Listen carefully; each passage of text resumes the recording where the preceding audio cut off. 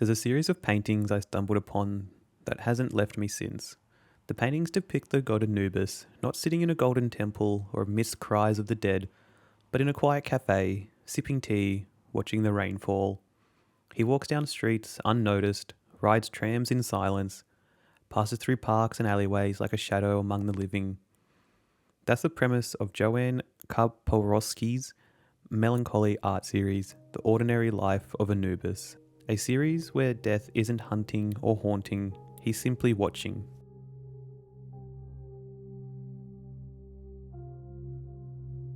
We don't often imagine death with curiosity.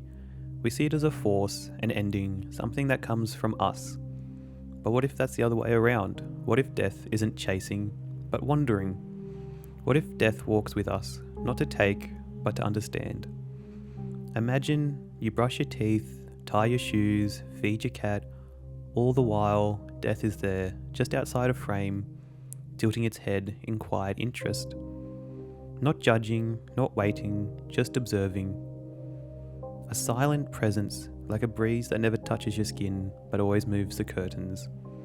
Joanne's work feels like a whisper, like being watched without malice. It doesn't frighten, it softens death.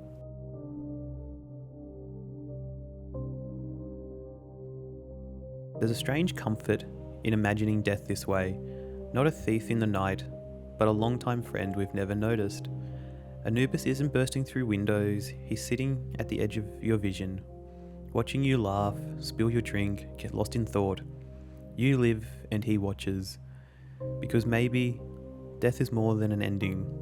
Maybe it's a mirror, maybe it's the witness to our humanity, the only thing that stays when everything else is lost.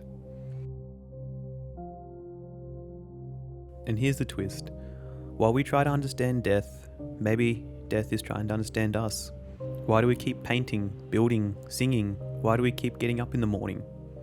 Maybe death watches our small, mundane rituals with fascination. They know I'm coming, it thinks, and yet they still dance. Our lives are a balance of light and dark, of chaos and calm. We move through moments of peace, interrupted by flashes of disorder. It's in this rhythm that we find ourselves. We create not in the absence of death, but alongside it, as if the very act of living is a dance of defiance, a kind of poetry we write with our presence. Like yin and yang, life and death don't oppose each other, they define each other. Peace is only understood through the memory of chaos, and chaos, though feared, often provides the contrast that gives peace its weight. Even in our quietest moments, death watches, not out of hunger, but reverence. We often talk about legacy as something left behind for people, family, friends, the world, but what if legacy is also left for death? Death, the eternal archivist, the one who sees it all, even when no one else does. Maybe that's why we make art in notebooks we don't share, why we hum songs no one else hears, why we plant flowers in gardens only we ever see bloom. Quiet acts of creation growing in the background of our lives, just for us and maybe for something watching, because deep down we hope someone sees. Even if it's just the silence, even if it's just death, maybe we don't make art for others, maybe we make it for death, a final gift before we go, a quiet here I was. We try so hard to define death, to box it up in fear, religion, science. But what if death is asking questions too? What if death is fascinated by the absurdity of life, our daily routines, our jokes, our art, our love? We fear death, but maybe death wonders about us. Why do they keep building skyscrapers to touch the clouds? Why do they write poetry about stars?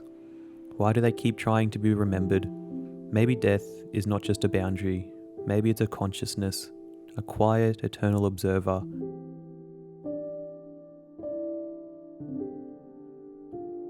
Death is the witness in a still room, the breath held before a storm, the shadow just beyond the frame.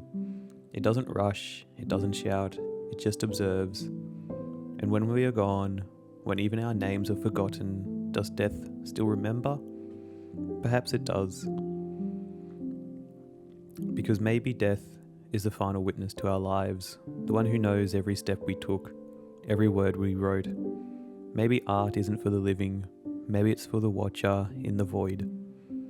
Maybe death is the keeper of human history. Maybe when we're gone, death becomes the gallery, and in that gallery we still exist.